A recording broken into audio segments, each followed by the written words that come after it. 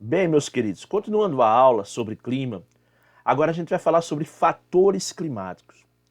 Bom, os fatores climáticos são aqueles que exercem influência direta sobre os elementos do clima. E aí, exercendo influência sobre os elementos do clima, consequentemente, eles também vão exercer influência sobre o clima, de uma maneira geral. Os fatores climáticos, eles são muito importantes, porque a partir daí a gente vai ver a influência da umidade, da temperatura, da pressão atmosférica, dos ventos, da precipitação sobre o clima. Então vamos lá. Vamos começar pelo fator latitude. A latitude é inversamente proporcional à temperatura. Isso quer dizer o quê? Isso quer dizer que quanto menor a latitude, maior a temperatura. E quanto maior a latitude, menor a temperatura. Qual a região, então, que tem a menor latitude no mundo? O Equador, a linha do Equador. A linha do Equador é uma região que recebe os raios solares de forma perpendicular sobre ela. Então, os raios solares incidem de forma direta sobre a linha do Equador e suas proximidades. Ou seja, a incidência solar ela vai ser direta entre o Trópico de Câncer e o Trópico de Capricórnio. Toda essa região que fica entre o Trópico de Câncer e o Trópico de Capricórnio, nós chamamos de região intertropical. E a grande característica dessa região qual é? Temperaturas elevadas o ano inteiro. Então, áreas de baixas latitudes, o Equador e as regiões tropicais, são aquelas regiões que recebem os raios solares diretamente, então, consequentemente, são regiões que apresentam altas temperaturas o ano todo. Isso prova que as áreas de baixas latitudes têm maior temperatura. Já por sua vez, a incidência solar nas áreas polares, que são as áreas de maiores latitudes, elas não são dadas de forma direta, elas são indiretas. Então, consequentemente, essas áreas não vão ter temperaturas tão altas quanto as áreas que recebem a insolação direta. Logo, essas áreas são áreas de temperaturas mais baixas. À medida em que a latitude vai aumentando, a incidência solar vai ser cada vez mais inclinada, cada vez mais inclinada, cada vez mais inclinada. E isso vai gerando menos temperaturas. Consequentemente, nós temos algo inverso à temperatura, que seria a chamada latitude. É bom que a gente entenda que a latitude são as linhas horizontais que variam de 0 graus, que é a linha do Equador, até 90 graus, que são os polos. Essas linhas horizontais, elas são chamadas também de paralelos. Os principais paralelos, ou as principais latitudes, seriam os trópicos, os círculos polares, os polos e a linha do Equador. O segundo fator seria o fator altitude. Quanto maior a altitude, menor a temperatura. Quanto menor a altitude, maior a temperatura. Ou seja, a altitude é inversamente proporcional à temperatura. Vamos entender isso. Quando eu falei de pressão atmosférica, eu disse o quê? Eu disse que o ar era formado por uma série de gases e esses gases eram formados também por moléculas. E disse a vocês que as áreas mais baixas, elas tendem a ter maior quantidade de moléculas e elas estão mais concentradas. Ou seja, maior quantidade de gases. Já as áreas mais altas são áreas onde essas moléculas elas estão mais afastadas, elas estão mais dispersas. Você não tem uma concentração de gases tão alta assim. É por isso que a gente diz o quê? Nas áreas mais altas, o ar é mais rarefeito, né? Ou seja, tem uma menor quantidade de gases. Muita gente pensa assim, se o Everest é o ponto mais alto do mundo, está mais próximo do Sol, deveria ser mais quente. Gente, acontece o seguinte. Primeiro, 8.850 metros de altitude, né? Lembrando que altitude é a distância de um ponto em relação ao nível do mar, e altura é a distância de um ponto em relação a outro ponto. Por exemplo, da ponta da minha cabeça até a base dos meus pés, eu tenho 1,76 m. Isso quer dizer que isso é minha altura, porque não é da base da minha cabeça em relação ao nível do mar. Agora, qualquer distância de um ponto em relação ao nível do mar, a gente chama isso de altitude. Então, o Everest tem 8.850 metros de altitude. O que é isso? 8.850 metros de altitude em relação à distância da Terra para o Sol? Nada. Nada. Nós estamos distante da luz. Não é 8.000 metros, desculpa, que vão fazer com que isso gere uma diferença enorme, uma diferença estúpida. Não é. Definitivamente não é. Na verdade, o aquecimento que nós temos, que nós sofremos, não é o aquecimento do Sol entrando na atmosfera, mas é, tá certo? O aquecimento promovido pelo reflexo do calor na superfície. E aí é que está a grande jogada. Porque é o que acontece? Acontece que a região mais baixa, que tem a maior quantidade de gases, essa região, ela vai segurar mais o calor, tá? Os raios solares entram na atmosfera, são refletidos pela superfície, e aí os gases vão segurar, depois liberam os raios solares. É esse tempo que os gases seguram os raios solares que a gente chama de efeito estufa, só que nesse caso é o efeito estufa do bem, tá? É o bom. O ruim é quando você tem gases poluentes, mas vamos falar só do bem. Então os raios solares entram, são refletidos, são seguros um tempo pelos gases atmosféricos, depois são liberados. Esse tempo em que os raios solares permanecem na atmosfera são aqueles que são responsáveis por fazer com que a gente tenha o aquecimento necessário para a nossa sobrevivência. Então, é o tempo que os raios solares, depois de refletido pela superfície, fica na atmosfera, é quem vai determinar, tá, maiores temperaturas. O que acontece nas áreas mais altas? É mais rarefeito. A quantidade de gases é menor. A gente tem mais dificuldade para respirar. A gente tem mais dificuldade para falar. A gente tem mais dificuldade para raciocinar. Por quê? Quanto maior a altitude, mais dispersas as moléculas dos gases, menor retenção de calor. Pá! Isso quer dizer o quê? Que nas áreas mais altas as temperaturas vão ser menores, porque se tem menos gases, vai ter menor retenção de calor, e aí a gente vai ter menores temperaturas. E não é só isso não. A pressão é menor por causa de um pico. A área superficial é bem menor. Então isso faz com que a pressão seja menor. E ainda tem outro detalhe. É frio, então é neve. E o branco reflete mais ainda o calor, mais rapidamente. É por isso que a gente gosta de vestir camisas mais claras, porque são mais frescas. As camisas mais escuras, elas acabam absorvendo mais calor. Quanto mais preto, mais caliente.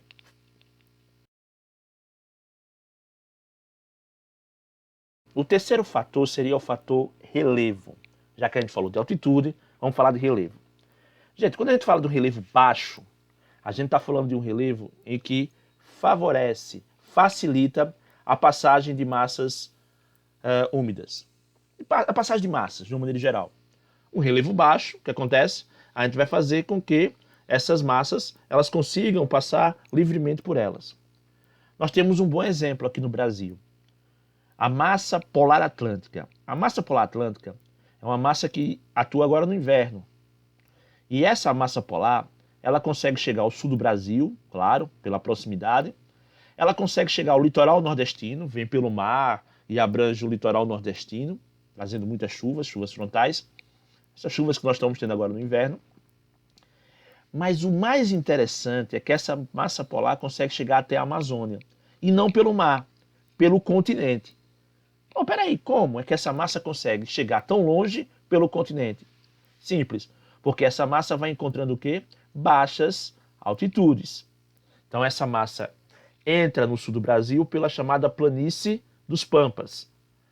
Depois ela pega uma outra planície, chamada planície do Pantanal, Mato Grossense.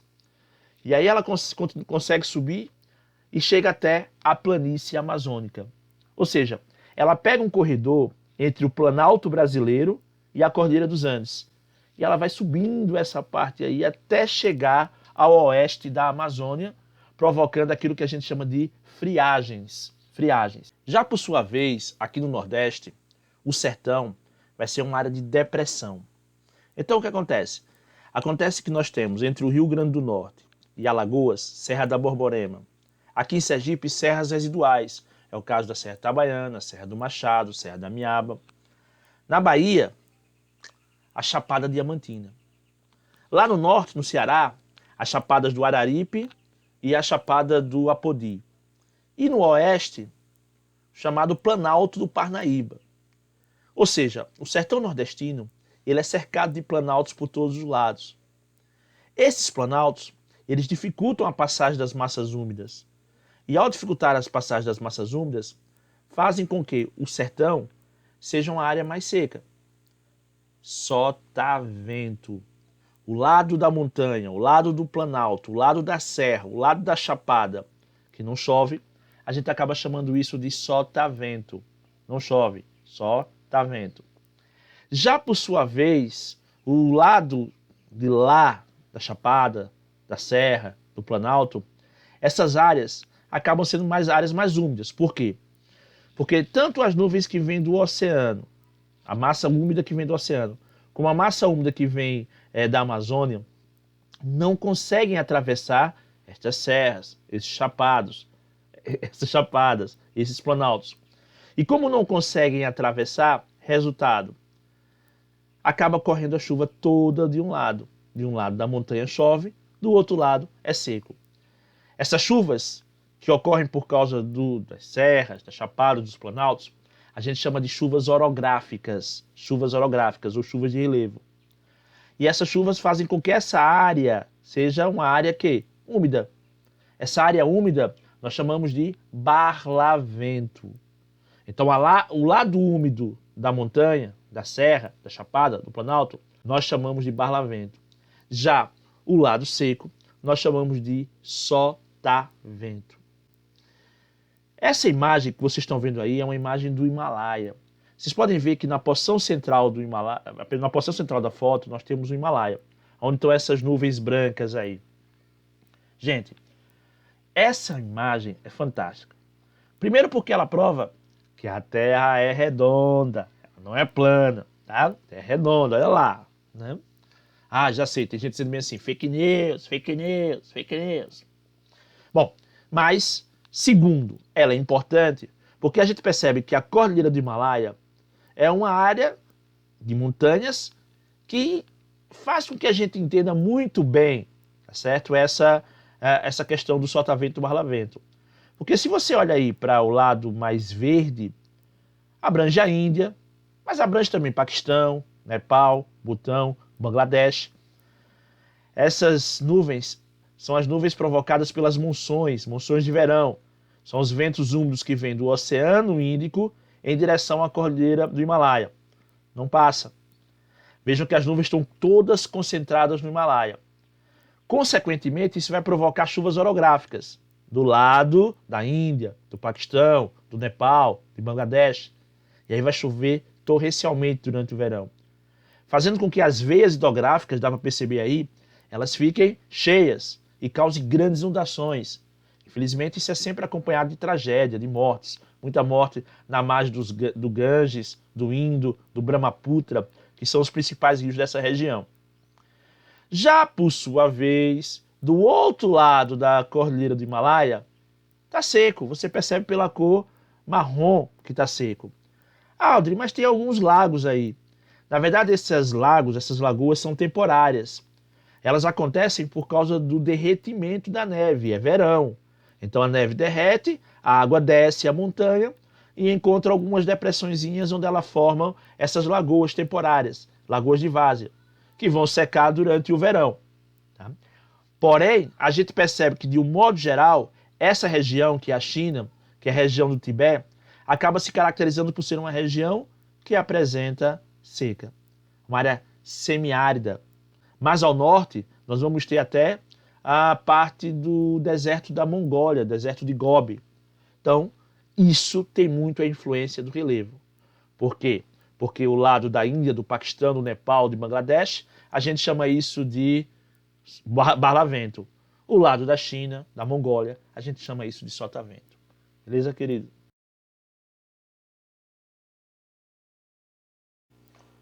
Bom, outro fator importantíssimo para que a gente possa entender ainda o clima, os fatores climáticos, é o fator vegetação. O fator vegetação é muito importante. E vegetação é uma coisa que está intimamente ligada ao clima, porque eles têm uma relação uma inter-relação, ou seja, um depende do outro e vice-versa. A gente acaba tendo justamente uma condição de quanto maior for a vegetação, maior será a evapotranspiração. Com copa de 10 metros de diâmetro, é capaz de bombear para a atmosfera, em um único dia, mais de 300 litros de água em forma de vapor. Isso é mais que o dobro da água que um brasileiro usa diariamente. Na Amazônia, existem bilhões de árvores. Já imaginou quanta água a floresta toda está bombeando a cada 24 horas? Ou seja, maior vegetação, maior evapotranspiração. Essa maior evapotranspiração, ela acaba fazendo com que nós tenhamos uma maior umidade do ar. E se tem maior umidade do ar, consequentemente, há uma possibilidade de nós termos maior precipitação, maior quantidade de chuvas. Essa maior precipitação, essa maior umidade, vai regular as temperaturas. Ou seja, vai fazer com que a variação da temperatura, a amplitude térmica, ela não seja tão alta. Então, vai demorar para aquecer, vai demorar para esfriar. Então, essas áreas mais úmidas têm essa característica, a umidade não vai ser tão grande. Já por sua vez, quando a gente promove o desmatamento, vai acontecer justamente tudo ao contrário, né? Menor vegetação, menor evapotranspiração, menor umidade do ar, maiores amplitudes térmicas. Então a gente vai ter o quê? Dias mais quentes, noites mais frias. Então isso acontece por causa do quê? De uma menor umidade. Então vejam a importância da vegetação na regulação das temperaturas, na regulação do clima. Não sei se vocês se lembram, mas há alguns anos atrás nós tivemos um período de seca no Sudeste, Centro-Oeste e Sudeste. Lembram? São Paulo teve que fazer, de uma certa forma, uma condição de segurar a utilização de água, não utilizar tanto. E aí o que aconteceu? Aconteceu que nesse período aí, muita gente explicou que a seca do Sudeste, do Centro-Oeste, devia-se ao desmatamento na região da Amazônia. Justamente por quê? Porque a Amazônia ela tem uma grande umidade, uma grande evapotranspiração. Essa grande evapotranspiração, ela carrega toda essa umidade em direção à Cordilheira dos Andes. É o que a gente chama de rios voadores. Ao chegar na Cordilheira dos Andes, aí o que acontece? Acaba voltando essas chuvas, essa umidade, uma parte cai lá, chuvas orográficas. Outra parte acaba voltando, principalmente para onde? Para o Centro-Oeste e para o Sudeste.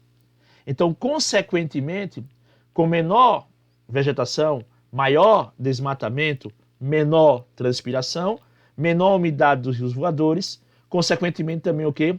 Menor quantidade de chuvas caindo no Centro-Oeste e no Sudeste. Olha como alguns cientistas eles explicaram, tá, aquele processo, né, que não é tão incomum, porque nós estamos numa região tropical e o clima tropical sempre vai ser um clima com uma estação seca e uma estação chuvosa, sempre. Mas geralmente é regular. Mas naquele ano foi irregular no sentido de quê? De que foi muito seco. Foram meses de seca no Sudeste. Eu me lembro que muita gente até ficava tirando onda. Olha, eles falam da seca aqui, agora olha lá, tá vendo? Então a gente teve justamente essa condição. Então, olha a importância da vegetação para a gente entender o clima.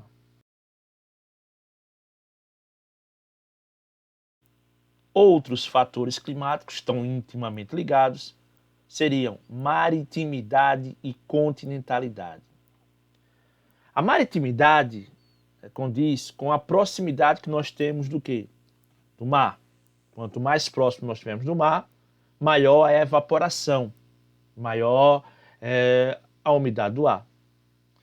Cuidado com isso, viu, gente? Por quê? Tem locais aonde próximo do mar não vai ter tanta influência da maritimidade, mas sim mais influência de correntes marítimas frias, principalmente, que é algo que a gente vai falar depois. Então, resultado, nem sempre uma área próxima do mar vai ter mais influência da maritimidade. Tranquilo? Vocês vão entender quando eu falar de correntes marítimas frias, na próxima aula, o porquê disso. Mas, de uma maneira geral, nós temos o quê? Próximo do mar, maior evaporação. Maior evaporação, maior umidade do ar. Maior umidade do ar, maior precipitação, mais quantidade de chuvas. Consequentemente, menor amplitude térmica. Menor amplitude térmica. Veja só, Aracaju. Aracaju é uma cidade bastante influenciada pela maritimidade. Logo, Aracaju é uma cidade que de dia é quente, à noite é quente. Tem tanta diferença assim. As amplitudes térmicas, elas são mínimas. Ok? Isso deve-se à forte umidade, isso deve-se à proximidade do mar. Quando você vê o jornal Notícias de Sergipe, primeira edição, eles falam lá da previsão do tempo. E a moça geralmente diz assim, a umidade do ar está 60, 65, 70, 75. É sempre muito alta. Mesmo quando não tem uma nuvem no céu, a umidade do ar de Aracaju é alta, porque nós estamos próximos do mar, nós somos influenciados pela maritimidade. Já por sua vez, as áreas mais distantes do mar são influenciadas pela continentalidade. Mais afastadas do mar, continentalidade. Essas áreas que são influenciadas pela continentalidade são áreas mais secas.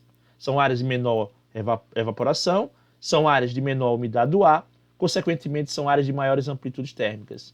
Que o diga o nosso sertão. O sertão nordestino tem essa característica. De dia é mais quente do que Aracaju, mas em compensação à noite é bem mais frio do que Aracaju. Ou seja, altas amplitudes térmicas diárias, altas amplitudes térmicas durante o dia, isso porque a umidade é menor.